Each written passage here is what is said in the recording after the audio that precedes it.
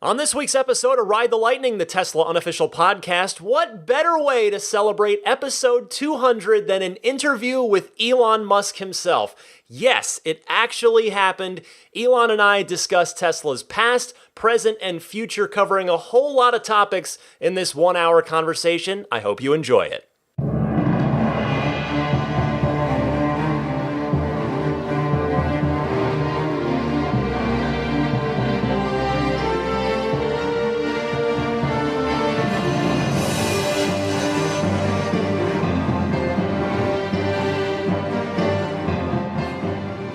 So I'm here at Tesla in Palo Alto at their corporate headquarters with the one and only Elon Musk. Elon, thank you so much for being here. Oh, you're welcome. So I've got so much to ask you. I know I don't have all day. I've always wanted to know the Model S.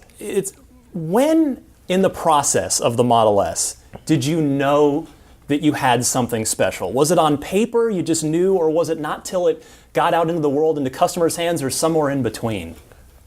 Sure. And I apologize if it takes me a moment to kind of get into things, because by the end of the day, my mind is like loaded up with so much stuff. I understand. It takes like just a moment to kind of like unload. So I guess when we unveiled it, the Model S we designed in the corner of the rocket factory. So we didn't have a design studio at the time, and I tried various outside design houses and nothing good came of that. So I was fortunate enough to encounter Franz von Holzhausen, just a referral from a friend, and Franz came to the opening of the first Tesla store, the one in LA. Yeah. And we had like quite a good party, I think, at the opening. And Franz thought it was a good vibe, and he and I got along really well.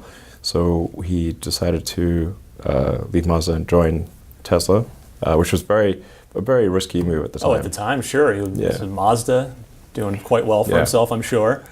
Yeah.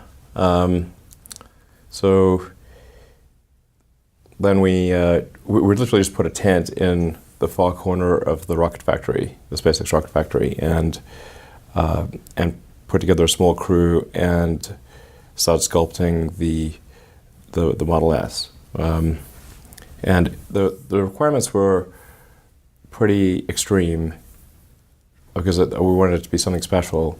So we wanted something that had more cargo space than any other sedan. Right. That could seat 5 adults and 2 kids, because I have 5 kids. So kind of wanted to executive privilege there. Yeah, I wanted to be able to carry 7 people plus luggage in the front. So we had the front trunk. And then to have great performance, so great handling, great acceleration, and just a beautiful silhouette, long range. So we wanted to be at least 250 miles, and we ended up being a little 265, as I remember. Yeah, exactly. Wow, yeah, right. Exactly. When you do a podcast about your company every week, you soak up all the information. Yeah, absolutely. So, so when did you? So you knew right away that this was going to work and this was going to be something transformative. Oh no, I didn't know it would work. I didn't know it would work. I just designed what I thought would be the perfect car for me, actually. Yeah. And I think I think this is generally a good approach to if you're going to design something or create a product. It's very difficult to infer what others would love, but you know what you love. And so if you make something that you love, and then hopefully you're not unique in the world, then others will like it too. Yeah. We're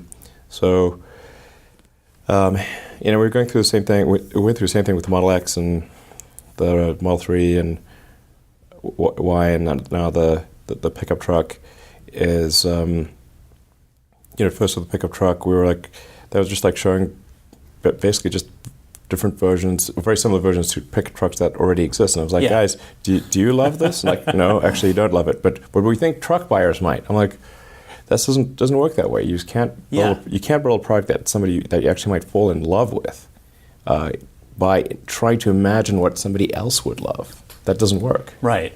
So with Model S and with Roadster, I did most of the design work personally for the original Roadster. Wow. I got a design award from a couple of design awards actually. I got an honorary PhD from Pasadena School of Art, the art school. So from that, but it's actually relatively easy to design a sports car. It's hard to design a sedan that looks good. A sports car, the natural dimensions are quite, they're sort of like model dimensions. Yeah, and you don't need to be practical really in a sports car. You don't need to be practical. Yeah. No. You can be long and low, and that just makes it look good automatically. Yeah. And sleek lines, and you don't have to have lots of cargo space and that kind of thing. It's hard to design a good sedan.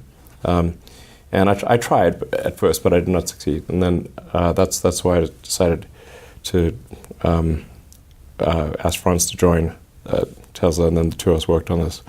But it was just really trying to make something that I was sure that I would love. Yeah. And then hopefully others would love it too. Could you have foreseen the impact that the Model S was going to have on the world from the Motor Trend Car of the Year award on down to the influence it's had? I was actually always like fairly pessimistic about the outcome of Tesla all the way from the beginning. I thought that right from the beginning, when it was just like basically sort of kind of five of us, like I thought, maybe 10% chance of success. Yeah. And we came very close to failing many times. So I never really thought before it actually happened that it would be that successful. Was there a moment where you just started seeing them on the road every day on your commute where you thought, I think we did this? Yeah, I saw that with the Roadster, original Roadster, and then with the Model S. Well, the original Roadster was pretty rare. Yeah. The Model S, it was quite trippy to see someone in a Model S who was not, I didn't know. That means they actually bought the car and I didn't know who they are. Yeah, I guess if I put myself in your shoes, that totally makes sense. Yeah, it's a great honor that somebody would part with their hard-earned money to buy our car instead of some other car. What do you think when you see Model 3s out now? Because around the Bay Area and certainly LA, where you spend the bulk of your time in those two places, they're extraordinarily common. You can really throw a rock in traffic and hit one. So do you feel like we've done it, or do you think they're not all Teslas, I'm not done yet? It's a pretty small percentage of the cars on the road in California that are Teslas, even in the Bay Area and LA. Number 2 selling car in California, though. Of new April. cars, yes. Yes. So it's progress. Is that the Model 3? The 3, yeah. Probably number 1 by dollar volume. It was. Okay. Yes. Yeah. That's cool. But for every new car that's bought, there's something on the order of 15 older cars. So even if we had 100% of all cars sold, it would take 15 years to replace the fleet. Right. And really 20 years if you go beyond the U.S. So average life of a car is about 20 years. Actually, I think there's just a shocking number of cars that are not Teslas, even in our hometown. So there's clearly a lot of opportunity. Well, to that point, you open sourced the patents. You wanted people to follow you in your footsteps. You said when you won the Motor Trend Car of the Year award, I hope they copy us. And so I have a theory that I'm wondering if you can either speak to or shoot down. This is totally my own personal theory. Ludicrous mode came pretty quickly after insane mode from the P85D. Then you went just a few months later, the P90D with Ludicrous came around. You guys are, of course, known for not waiting for product model years, which is great. But my theory is that Ludicrous mode came about because you saw that nobody was following in your footsteps and building electric cars, so you thought, you know what, I'm going to shame them into building electric cars by outperforming all of them. Is there anything to that, or am I crazy on that? I mean, Ludicrous mode just comes from Spaceballs. Well, sure, but the actual performance of the car, not the naming convention. We kind of discovered that, particularly with dual motor, and like pushing the envelope on the power electronics. And then having kind of like a launch mode where you kind of wind up the half shafts and everything. Yeah. That you put all these things together and you can go a lot faster. So then I'm like, okay, we already have insane mode. So what are we going to do beyond that? I guess ludicrous. And then the only thing, of course, beyond ludicrous is plaid. Can't wait for that. Plaid mode.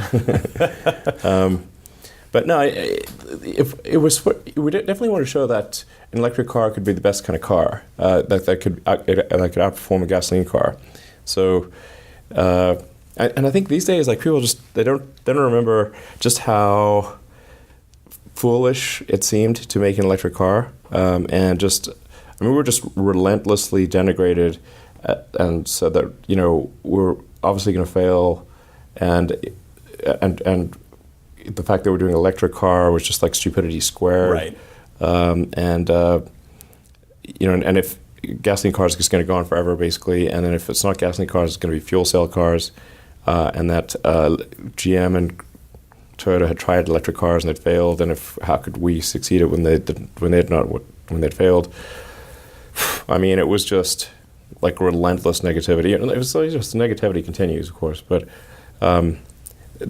Now that there's like lots of electric cars, people don't realize that this was not the case at all back in 2008 when we went into production with the Roadster, or certainly in 2012 when we went into production with the Model S. But really, what we found is that with at first people said it was impossible to make a long range high performance electric car. It's just like physically impossible. We're like, but it's obviously, do the physics, do the math, and it's clearly possible. But then they said if we made it, nobody would buy it because they just want gasoline cars. So we made the Roadster, then we sold the Roadster at around 500 or 600 cars a year, which is like small, niche product, but clearly, people did want the car.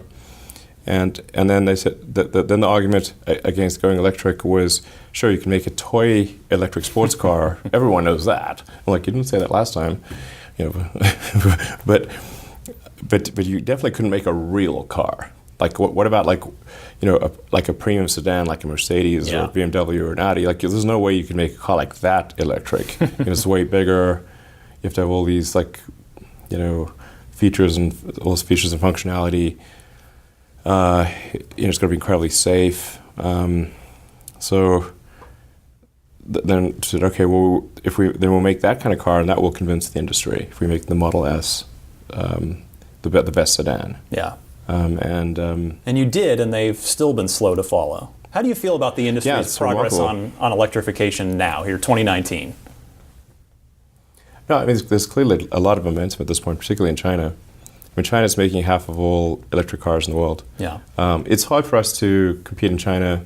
So like our sales in China have always been relatively small, like disproportionately small to the market compared to the market, because we have always had to pay import duties, right. And they've been very significant at times, up to 40%. And then we never had access to any of the tax incentives that the local companies had. So we had a huge financial disadvantage. And now you're fixing all that as we speak? Yeah, with locally produced cars, we should be on something close to a level playing field. So there's pretty good output of electric cars these days. I'm not sure what the global is. It like an annualized rate of 1 million or something like that? Maybe a little more. Sounds about right. Not enough. Yeah, it's about 1% of cars produced, maybe 1.5. But the trend is very much in the direction of electric. So you're more optimistic now than you were, a few years ago when you open sourced the patents and not much came of it. Yes, it really seems like there's a lot of momentum towards electric, and a number of countries have said that they're going to ban combustion engine cars at some point in the future. Yeah, like 2040 or so, right? Yeah, I mean, some of them I think are maybe as soon as 2025 or 2030. And it's certainly going to make it harder to sell gasoline cars as that deadline approaches. So I think like from a financial standpoint, if for consumers that are looking towards the future, there's clearly a strong social movement in every country, or almost every country, I think, towards sustainability. And I think from a residual value standpoint, an electric car is likely to be a much smarter financial decision than a gasoline car. Yeah, Tesla network, you've talked about that at length. Yeah.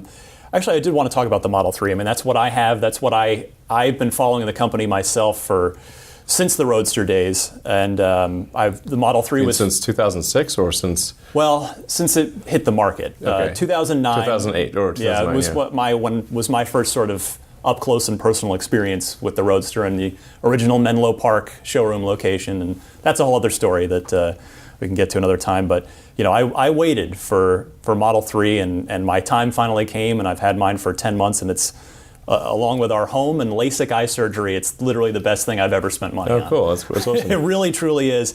And so I'm curious, what was the toughest design choice you had to make on Model 3? You had your price objective, but your other goals and mass producing this thing. So what design choice? I'm sort of curious what sticks out for you as a tough thing you had to either say yes or no to. From a design standpoint, I don't think there was a really big binary decision. I mean, maybe going from 2 screens to 1 screen. Yeah. Not having a screen in front of the steering wheel. There was like a lot of debate of like, well, is there enough screen real estate? Like maybe people really want that sort of cockpit feel. So there was I got a fair bit of pushback on going from 2 to 1 screen. But I think, my opinion was I think people prefer having like an open view of the road and just having more visibility, and we can fit it all in 1 screen. And then we can always use the phone as kind of a backup interface. Right. That was a binary decision, that may be one of the bigger ones. It was hard to make the Model 3 look good. That was not easy. There were a lot of nuances around the body shape, especially the nose. For aerodynamic purposes? No, just for aesthetics. Yeah. Well, I noticed, it seemed like, correct me if I'm wrong, the nose softened up a bit from the alpha prototypes that we saw at the reveal to production. Was that the case? Yeah, it's tough to, for an electric car, if you don't have a big grille in the front, you don't want to have the nose look like Voldemort. Like you just got nothing there. Yeah. Or sort of blunt nose. Just doesn't look good. So you've got to put some lines. You've got to get some character, or it just does not look good. It's very difficult. And then in doing so, not affect the aerodynamics in a significantly bad way. So, we switched from Model S having air inlets and heat exchangers on either side to having one sort of central one. And then with the width, we changed from 195 centimeters to 185 centimeters from S to 3. Right. Went down by 10 centimeters, which was actually a design decision driven by Japan, because the parking machines in Japan go from 185 centimeters to 195 centimeters. I didn't know that. Yeah, and we initially made the mistake of certifying the Model S as 196 centimeters because we wanted to just go on the side of being too big. Sure. It was actually technically 195.4 or something like that.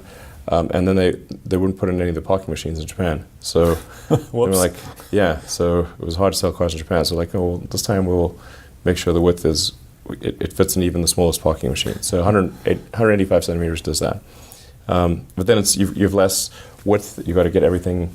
You're still going to make it roomy on the inside. You want the car always to feel roomier on the inside than it looks on the outside. Right, and you smartly did that by pushing the firewall forward, pushing the cabin forward. And yes, exactly. It's incredible. It feels there's tons of room in the back seat or the front. And then going to an all glass, the glass roof. Yeah. Really helps with the headroom. That's beautiful. Yeah, and so it gives us incredible perspective of the stars and the sky, and but also gives you headroom. Yeah, I tell my 7-year-old daughter she's actually got the best view in the whole car. Not me. She's got it. Clear up a Tesla urban myth for me on the Model 3. Was there ever a heads-up display for that car? Back you talk about the single display, and the chatter was people try. Well, there's going to be a HUD. There's got to be something there. No, there was. No.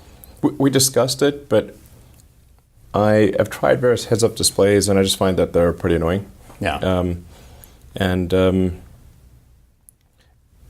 We felt the car would increasingly go towards self-driving, and then you wouldn't really care about having stuff displayed in the windscreen.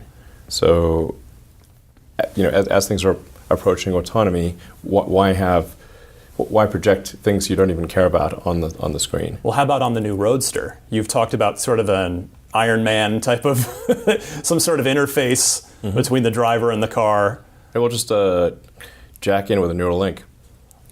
Just Cars due out in a year, 2 years? Mind meld with the car. What is the status of the new Roadster project? Connection. You've displayed the new Roadster at a couple of your the Autonomy Day and a couple of things, but you've conspicuously you've not mentioned it when sort of talking about the roadmap for the next couple of years. What is going on with the new Roadster? The new Roadster is kind of dessert. It's not. Do we really need the new Roadster to accelerate our progress towards autonomy or towards electrification and sustainability? Certainly not. No, not really. I mean, this is not going to. How many of these things are really going to produce and sell?